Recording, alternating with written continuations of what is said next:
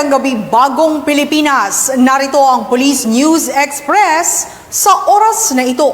Binigyang linaw ni PNP spokesperson Police Colonel Jean S. Fajardo ang inilabas na temporary protection order sa mga miyembro ng Kingdom of Jesus Christ or KOJC ng Regional Trial Court kaugnay sa pagpapatupad ng warrant of arrest laban sa leader nito na si Pastor Apollo Kibuloy sa Davao City. Aniya, ipinaliwanag ng PNP lawyers na nakalagay lamang sa nasabing utos ang pag-alis sa mga barricade at iba pang barriers na naghahadlang sa paglabas-pasok ng mga miyembro ng KOJC sa kanilang compound. Saad pa ni Police Colonel Fajardo na wala umanong nakalagay sa order na itigil ang pagpapatupad ng warrant of arrest laban sa pastor at iba pang akusado. Hinggil rito, hindi rin naka-indicate na pinapaalis ang presensya ng pulisya sa nasabing baluarte. Samantala, ang naturang copy ng Temporary Protection Order ay tinanggap na mismo ni Regional Director Police Brigadier General Nicolas Torre III mula kay Attorney Torion ngayong araw.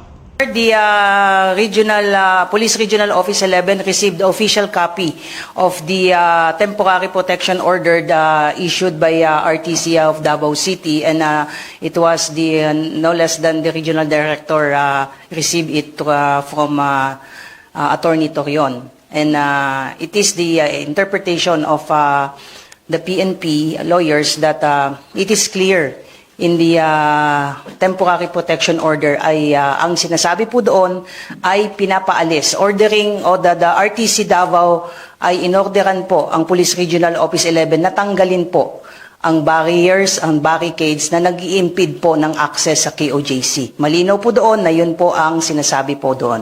Wala po doon sinasabi na malinaw na pinahihinto po ang implementation po ng warrants of arrest against po kay Kibuloy at apat pa.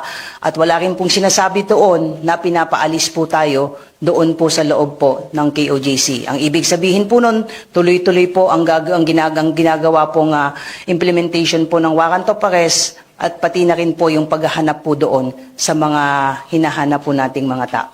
At para sa iba pang mga napapanahong balitang pampulisya, laging tumutok sa Police News Network, alagad ng batas, tagataguyod ng balitang pulis.